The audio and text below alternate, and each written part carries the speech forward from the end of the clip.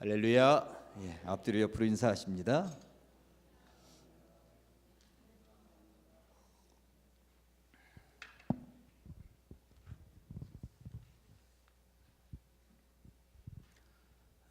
지난 수요일 저녁에 사도행전을 하다가 마무리를 다 하지 못했는데요. 사도행전 뒷부분은 아무래도 사도 바울이 선교 여행을 다닌 장면 있잖아요. 선교 여행 다닌 장면을 어떻게 설명할까 하다가 오늘 사도 바울이 편지 써보낸 내용을 읽다가 보면 사도 바울이 선교 여행을 다녔었던 그러한 지역이 편지를 써 보내는 것이기 때문에 이게 일맥상통하겠구나 하는 생각이 들어서 곧바로 바울 서신 쪽으로 들어갑니다. 여러분들 이렇게 종이 이제 받으신 것 거기 보시면 복음서가 4개 있는 거에 대해서는 이미 다 설명드렸고요. 사도행전도 앞부분 설명을 드렸습니다. 6번부터 18번까지를 구분으로 따지면 바울 서신이라고 되어져 있어요. 1번부터 4번까지는 마태, 마가, 누가, 요한복음인데 여기는 저자의 이름을 중심으로 이름이 쓰여져 있는데 6번부터 18번까지는 받는 사람, 받는 지역, 그러니까 거기를 중심으로 저자의 이름으로 성경책 이름이 쓰여져 있는 것이 아니라 수신자들을 이름을 앞에다가 언급한 거죠. 로마서는 로마 교회에 보낸 편지라는 이야기인 것이고요. 고린도 전서와 고린도 후서는 고린도 교회에 써보낸 편지라는 이야기인 것이죠. 그러면서 여기에서 상식적인 거 하나 말씀을 드리면 고린도 전서, 고린도 후서 조금 내려가 보면 13절, 14번에 데살로니가 전서, 데살로니가 후서, 15번, 16번에 디모데 전서, 디모데 후서, 21번, 22번에 베드로 전서, 베드로 후서. 구약 성경에는 사무엘상, 사무엘하, 열왕기상, 열왕기하, 역대상, 역대하. 구약 성경은 상하로 되어 있는데 신약 성경은 전후로 되어져 있네요. 무슨 차이일까요? 언젠가 한번 설명을 드린 김종희 원사님 아는 듯이 지금 아시죠? 알았었는데 잊었죠? 예, 알았었는데 잊었습니다. 예, 사실 뭐 아무것도 아니에요. 이스라엘 민족은 구약 성경만을 믿잖아요. 신약이 없어요, 이스라엘 민족은. 그런데 이 성경책을 들고 다니는데 굉장히 옛날에는 얼마나 두꺼웠겠습니까? 그러다 보니까 전체를 다 들고 다닐 수가 없어요. 일부만 들고 다녀야 되는데 사무엘 상하라고 하는 책이 너무 두꺼운 거예요. 원래는 사무엘서예요, 그냥 사무엘서. 그러다 보니까 책을 반을 딱 잘라가지고 사무엘 상권 들고 다니고 사무엘 하권 들고 다니고. 그러면 열왕기 상하는 설명하지 않아도 알겠죠? 열왕기도 책이 한 권이었어요. 원래는 한 권. 그러니까 그 이스라엘 백성들은 한 권이었어요. 그런데 이후에 이걸 들고 다니려고 하다 보니까 상하로 딱 나눈 거예요. 나눈 거. 역대 상하도 마찬가지입니다. 그런데 이 신약으로 넘어오면 구약하고 신약을 구분하기 위해서 상하 전서를 한 게 아니라 편지잖아요. 지금 편지. 저는 앞에 먼저 보낸 편지, 후는 뒤에 나중에 보낸 편지. 이런 차이인 것입니다. 이건 그냥 기본적인 상식선에서 알고 있으시라라고 하는 것이죠. 어디 가가지고 너 이거 알아? 하면서 한번 째부리면서 얘기하기 딱 좋잖아, 이런 거. 자, 이제 수신자들을 중심으로 해서 이름이, 성경책 이름이 쓰여졌다고 말씀을 드렸습니다. 로마 교회, 고린도 교회, 9번은 갈라디아 교회, 10번 에베소 교회, 11번 빌립보 교회, 골로새 교회, 데살로니가 교회까지 14번까지 하고 이제 15, 16, 17번은 교회가 아니라 사람 개인 이름이라고 하는 거죠. 디모데 개인에게 또 디도 개인에게 이렇게 써보냈다라고 하는 것. 우리가 읽으면서 이게 개인에게 보낸 것인지 지역 교회에게 보낸 것인지 이 구분도 못하고 읽으시면 안 된다고 하는 것입니다. 이건 가장 기본적인 내용인 것입니다. 그러면서 이 사도 바울이 지금 이렇게 하니까 6번부터 18번까지 이게 몇 권이에요? 몇 권일까요? 예, 13권이죠. 13권. 신약 성경은 총 몇 권이었어요? 27권. 27권인데 13권이면 거의 반을, 한 권 더 썼으면 14권 썼으면 반을 넘어가는 건데 거의 반을 사도 바울이 썼다고 보시면 되는 거예요. 그러니 사도 바울의 업적이 얼마나 큰가라고 하는 것을 우리가 알 수 있는 거죠. 13권. 사실 사도 바울이 처음에 이 편지를 써보낼 때만 해도 이 책이 나중에 신앙의 후대들이 읽을 성경이 될 것이다라는 생각을 당시로선 하나도 못했을 거예요. 근데 신앙의 후진들이 이렇게 한 것이죠. 실제적으로 사도 바울이 편지를 13권만 썼겠습니까? 더 썼어요. 고린도 전서를 읽어보면 고린도 전서보다 더 먼저 보낸 편지가 있다는 얘기가 고린도 전서에도 나와 있어요. 그런데 이게 사라진 거죠. 고린도 전서와 고린도 후서 사이에도 성경책이 하나 더 있다는 것. 그러니까 요 책들이 다 발견되기만 하면 고린도 1서, 고린도 2서, 고린도 3서, 고린도 4서가 될 뻔했는데 1번 책과 3번 책이 사라졌기 때문에 고린도 전서와 고린도 후서만 남아 있는 거죠. 그런 의미에서 사도 바울은 더 많은 편지를 써 보냈을 수도 있습니다. 다만 신앙의 후진들에게 남겨져 있는 것이 13개였고 13개를 우리가 성경으로 묶어서 신약 성경에 포진을 시켰다라고 하는 이야기인 것이죠. 그러면서 많은 어떤 학자들은 야, 그 13권 진짜 바울이 썼냐 이렇게 주장하는 사람들이 있어요. 다른 사람이 쓰고 바울 이름만 빌린 거 아니야? 그렇게 생각하는 사람들도 있는데 오늘 여러분들 여기 읽으시면서 바울의 이름이 등장하는 것 보셨어요? 우리나라 사람들은 편지 쓸 때 앞에 편지 받는 사람 이름을 앞에다 쓰죠. 아무개에게. 그리고 편지 쓰는 사람은 최고 마지막에 씁니다. 그런데 이 유럽 지역에 그쪽에 사는 사람들은 전부 다 편지 보내는 사람 이름을 앞에다 항상 썼습니다. 오늘 보니까 1절에도 이렇게 되어져 있어요. 예수 그리스도의 종 바울은 이렇게 되어져 있죠. 그리고 누구에게 써보낸다? 7절에 보니까 로마에게 써보낸다. 로마 교회에 써보낸다는 이야기를 분명히 하고 있는 것입니다. 자, 그러면 이제부터 방송실 지도 한번 띄워주세요. 편지 받았었던 지역의 지도. 저 지도가 잘 보이시나 모르겠는데 잘 안 보이시죠? 그런데 최고 왼쪽에 보면 저게 이제 최고 왼쪽에 예, 저게 이제 여성분들 부츠같이 생긴 나라가 어느 나라예요? 이탈리아죠. 이탈리아. 그러니까 저기 로마가 중심에 있죠. 로마가 그 로마서는 저 로마에 있는 교인들에게 써보낸 편지라고 하는 것 알고 계시면 되고요. 또 이제 이탈리아보다 조금 오른쪽에 노란색으로 되어져 있는 그 지역은 전부 다 그리스 지역입니다. 이 그리스 지역에도 지금 편지를 받는 곳이 위에 상단에는 빌립보, 또 중간에 데살로니가, 한참 내려오면 고린도 교회가 여기 그리스에 있다라고 하는 것 알고 계시면 그리스에 있는 교회들에게 편지를 써보냈구나 하는 걸 알 수 있는 것이죠.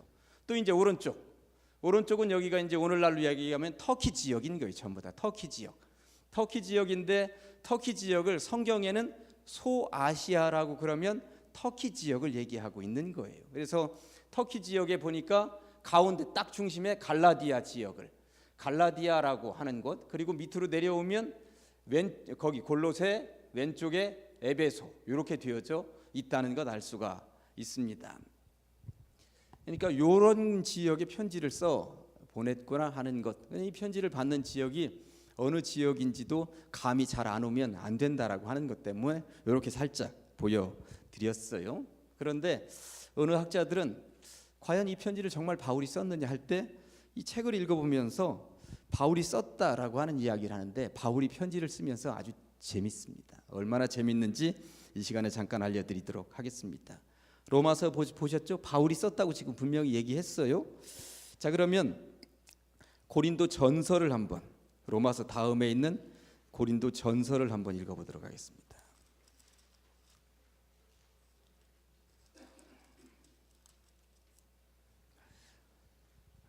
고린도 전서는 고린도 교회에 써보내는 편지인 거예요. 그런데 1절을 보면 고린도전서 1절을 보면 저자가 바울과 형제 소스데네라고 나와 있어요. 여담입니다만 소시성을 가진 양반도 등장한다고 제가 굉장히 좋아하는 거예요. 그런데 이 소스데네가 바울과 함께 편지를 같이 쓰고 있다고 왜 바울은 얘기하고 있을까? 이런 것이 중요한 거예요. 소스데네라고 하는 사람이 원래 어떤 사람이냐면 고린도 지역에서 바울이 1년 반 동안 전도할 때에 그 회당의 회당장을 맡고 있었던 유대인 그룹의 수장이었어요. 그런데 이 소스데네가 바울의 전도를 받아서 예수를 믿게 된 거야. 그러니까 소스데네는 고린도 지역의 토박이인 거예요. 원래 토박이 유대인이었어요. 그러니 바울이 이 편지를 고린도 지역에 써 보내면서 소스데네도 여기 같이 있어. 나랑 이 편지 쓰는 게 여기 같이 있는데 함께 이름으로 보내면 이 고린도 지역에 있는 사람들이 바울 이름만 알고 있었던 신앙인들뿐만 아니라 바울 이름은 모르지만 소스데네만 알고 있었던 유대인들에게 끼칠 영향이 있는 거죠. 그래서 이러한 경우에는 사도 바울이 자기 이름으로만 보내지 않고 남의 이름을, 그러니까 주변에 있는 소스데네 같이 이렇게 다른 사람 이름을 곁들여서 보내는 편지들이 몇 개 나와 있는데, 특별히 한 군데 더 찾아볼까요? 고린도 후서. 고린도 전서 읽었는데 고린도 후서.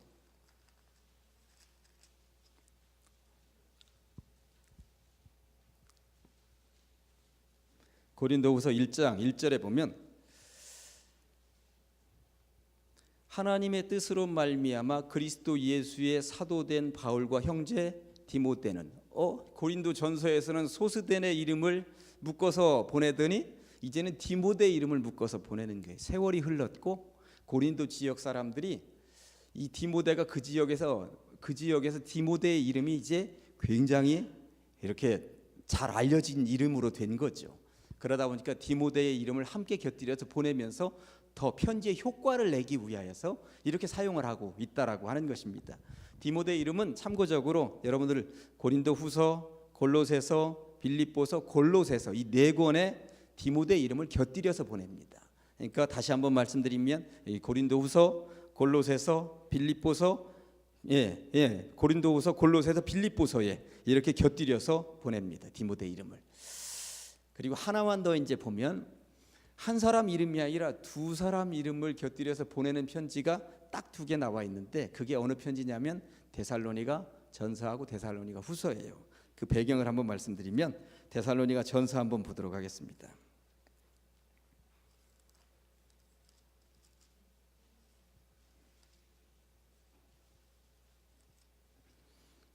데살로니가 전서는 328쪽이거나 29쪽이겠죠. 328쪽이거나 29쪽 데살로니가 전서.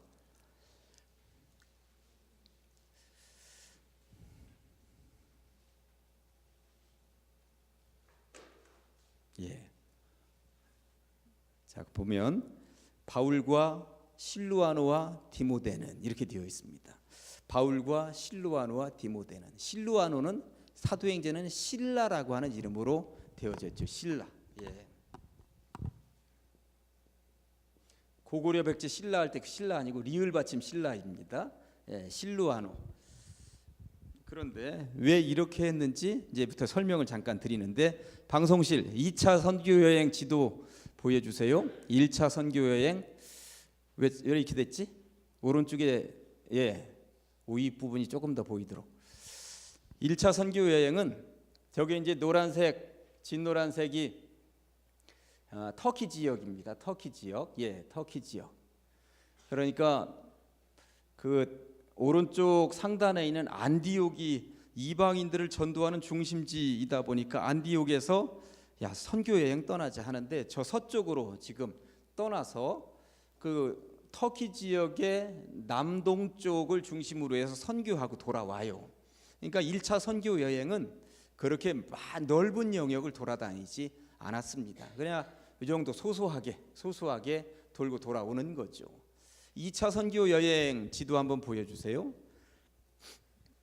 그런데 1차 선교 여행을 마친 이후에 얼마 후에 우리가 1차 선교 여행 다녔었던 지역의 교회들이 얼마나 잘 서가고 있는지 한번 보자 하면서 돌아다니게 되는데, 그 지역으로 돌잖아요. 지금 길리기아, 더베, 루스드라, 이고니온 돌다가 저 왼쪽 드로아라고 하는 곳, 거기가 이제 신화에 나오는 트로이 목마가 있는 지역이에요. 거기까지 갔는데 성경을 보면 가는 곳마다 선교가 안 되는 거예요. 막히고, 이리 막히고 저리 막히고 자꾸 막히는 거죠.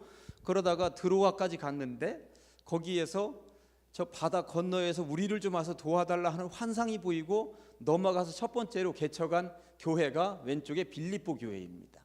네아폴리는 그냥 지나갔고 빌립보 교회입니다. 거기서 그러니까 유럽의 첫 번째 교회가 빌립보 교회라고 하는 것이죠. 근데 빌립보 교회를 개척한 이후에 쭉 내려와요. 어디로 내려오냐면 데살로니가 지역으로 쑥쑥쑥쑥 거쳐가지고 데살로니가 지역으로 내려왔는데, 데살로니가 지역은 겨우 선교 석주했습니다. 전도 석주했어요. 근데 석주했는데 주로 전도도 그때 당시는 어디서 하냐면 회당에서 하는 거예요. 길거리 사도 못했어요. 그냥 회당에서 석주 가르치고 쫓겨났습니다. 맞아, 죽기 직전에 쫓겨났어요. 쫓겨나가지고 데살로니가에서 어디로 쭉 내려오냐면 배 타고 아덴으로 내려왔다가 고린도까지 가서 있는 거죠. 그런데 실제적으로 이 데살로니가 지역에서 석주만 전도하고 고린도에 내려와 있는데, 이게 마음이 너무나도 아쉽고 안타까운 거죠. 겨우 석주라니 이게 뭐란 말인가, 그런 생각이 드는 거예요. 그런데 그래도 데살로니가 지역이 어떻게 생겼는가 한번 살펴봐야 되겠다 하면서 실라하고 디모데를 보내보는 거죠. 한번 파송을 해봤습니다. 혹시라도, 절대 그럴 리는 없지만 혹시라도 복음의 싹이라도 텄는지 어떻게 알아, 한번 살펴보고 와라 했는데, 이 실라하고 디모데가 고린도로 내려와 가지고 선교 보고를 하는데 대박입니다. 데살로니가에 우리가 석주 전도하고 왔는데 데살로니가에 복음의 싹이 돋아서 지금 열매가 맺어지고 있습니다 하는 소식이 들려온 거야.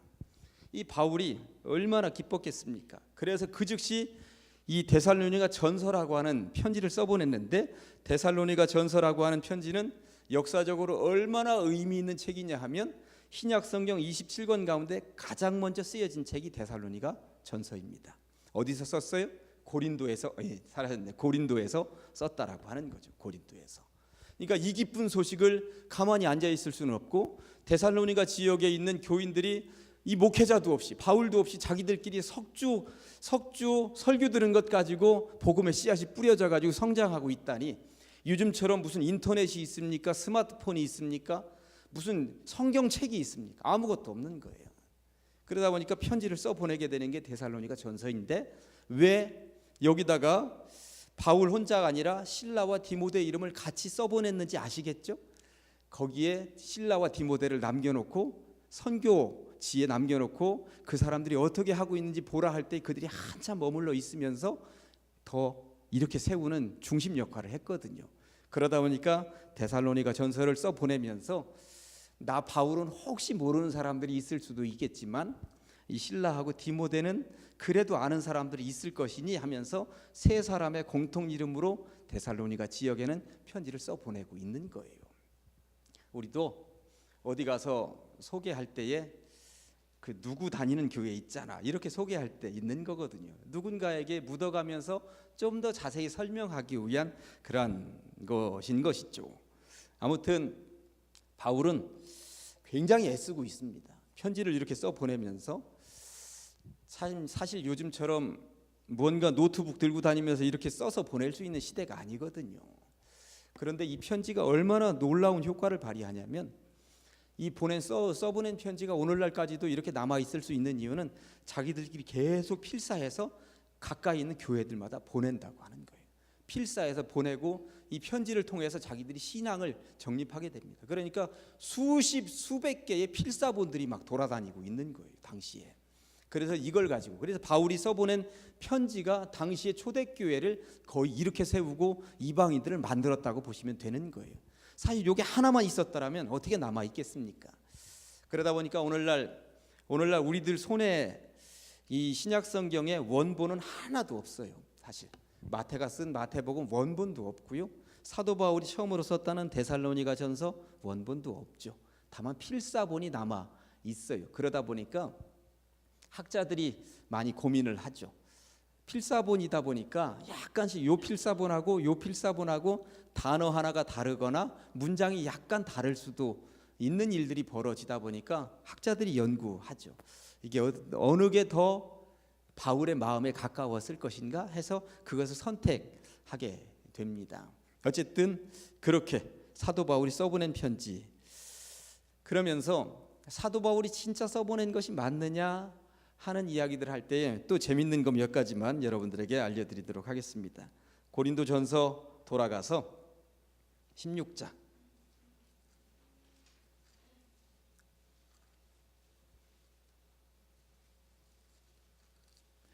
고린도전서 16장 21절.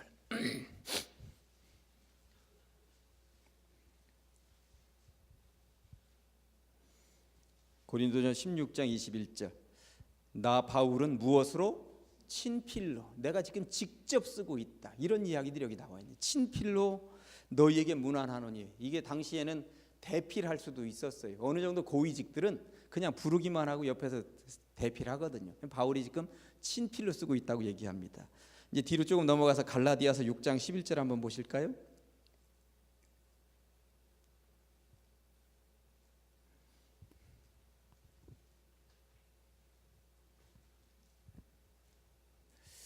(6장 11절에)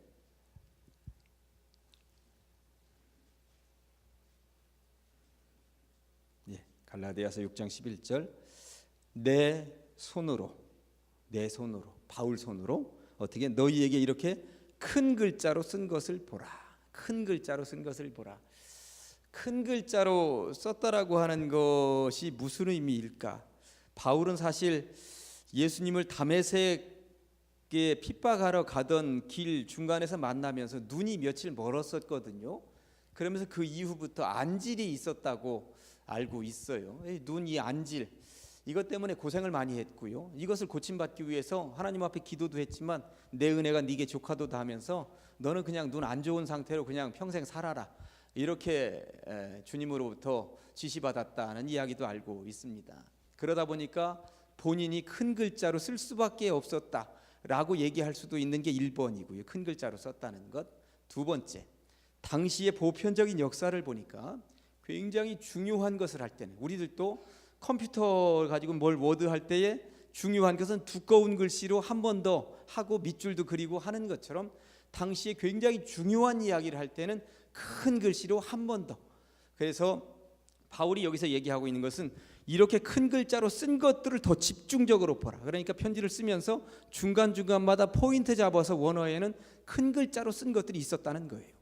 그래서 그 단어만큼은, 그 문장만큼은 절대 놓쳐서는 안 된다 하면서 바울이 이렇게 신경 써서 편지를 써보내고 있다는 의미가 여기 담겨 있는 것입니다. 자, 데살로니가 후서 3장 17절.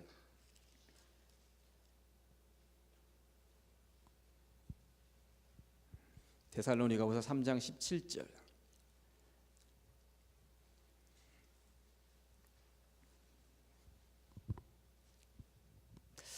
자, 이것도 조금 아까 갈라디아하고 비슷한 이야기입니다. 나 바울은 친필로 문안하느니 이는 편지마다 뭐로? 표시로서 이렇게 쓰노라. 뭔가 지금 중요한 표시를 하면서 지금 쓰고 있는 거예요. 지금 바울이 지금 얼마나 신경을 쓰면서 편지를 써보내고 있는 그 마음을 읽을 수가 있으시겠죠? 그런데 이제 진짜 재밌는 장면 하나를 여러분들에게 보여드리도록 하겠습니다. 로마서 16장입니다. 앞쪽으로 쭉 넘어가서 로마서 16장 22절입니다.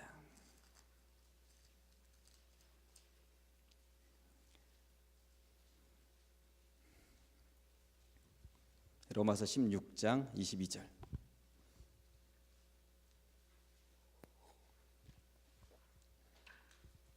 아까 로마서 1장 읽으면서 로마서는 바울이 직접 쓰고 있다고, 바울이 로마 교회에 써보내는 편지라고 말씀을 드렸습니다만 22절에 보니까 이 편지를 기록하는 나 더디오도, 이것은 대필하고 있구나, 이걸 알 수 있는 거예요.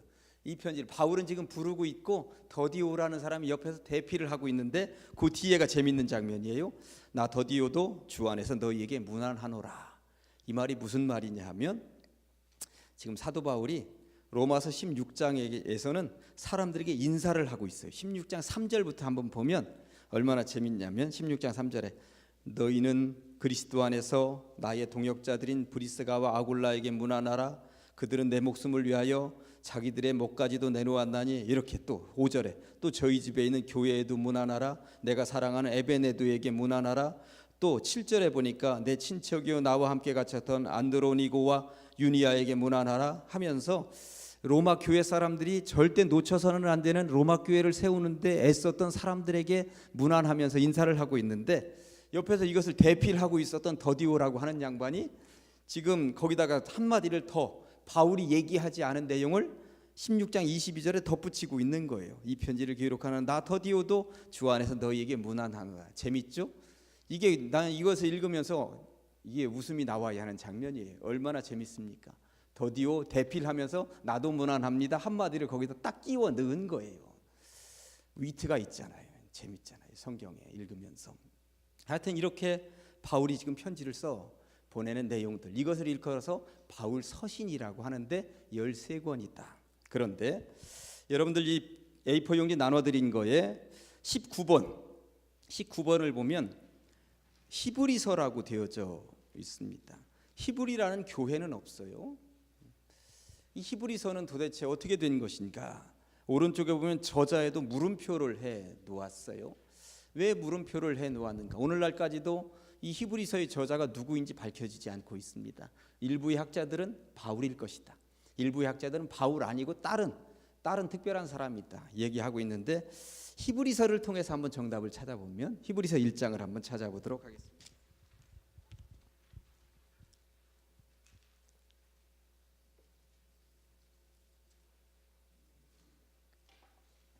히브리서는 352쪽. 히브리서 모든 편지에는 바울이 편지를 쓴다고 어느 지역 누구에게 편지를 써보낸다는 이야기가 1장 앞부분에 항상 다 나와 있습니다. 그런데 여기 히브리서는 옛적의 선지자들을 통하여 여러 부분과 여러 모양으로 조상들에게 말씀하신 하나님이 하면서 누가 써보내는지에 대해서 전혀 하나도 나와 있지 않은 거예요. 그러다 보니까 학자들이 그런 의미에서 이건 바울이 쓴 것이 아니다 이야기를 하고 있는 거고요. 그래도 바울이 썼다라고 주장하는 학자들은 문체를 한번 보아라. 로마서나 고린도전후서나 갈라디아서나 써보낸 편지들 내용과 이 문체, 문장, 사람들이 써보내는 그 스타일이 있잖아요. 읽어보면 히브리서도 비슷하다 이렇게 얘기를 하고 있는 거고, 그리고 이 편지를 써보내기 위해서 얼마나 마음이 급했으면 앞에 자기 인사도 못하고 이 편지를 써보냈겠느냐 주장하는 사람들도 있어요. 그러나 공식적으로는 히브리서는 바울 서신에서 빼내서 바울 서신이 아닌 것으로 오늘날 학자들은 주장하고 있고 거의 보편적으로 그렇게 인정을 하고 있습니다. 그리고 히브리서는 그냥 물음표, 누가 썼는지 모른다라고 이렇게 알려져 있습니다. 어쨌든 지금 바울이 쓴 내용에 대한 이야기만 했는데 시간은 다 됐어요. 다음 주에는 바울이 써보낸 편지를 여기다가 지금 여러분들 보시면 가로 쳐놨어요. 제가 가로에다 답을 달면서 그 구분을 한번 하고 조금 더 깊이 들어가 보도록 하겠습니다. 이 시간에 바울이 썼다, 바울이 어떻게 썼는가, 그리고 교회는 어느 지역에 있었는지 그런 내용만 겉모양만 잠깐 살펴보았습니다. 한 가지 이야기만 덧붙이고 이제 오늘 마무리하도록 하겠습니다. 로마서라고 하는 책이 얼마나 중요한 책이냐면 어느 학자가 성경책은 이 반지다, 반지인데 로마서는 이 반지 이 포인트 다이아몬드다. 로마서는. 그런데 로마서 특별히 8장은 다이아몬드의 최고 모서리 끝, 가장 반짝반짝 빛나는 모서리 끝이 로마서 8장이다. 이런 이야기를 했습니다. 기대하는 마음으로 로마서를 왜 그렇게 표현할 수밖에 없었는지 다음 주에 로마서 이야기 잠깐 하면서 말씀드리도록 하겠습니다. 다음 주 오시라는 이야기예요. 연속극 드라마 하듯이 다음 주를 기대하도록 이렇게 하고 끝내려고 기도하겠습니다.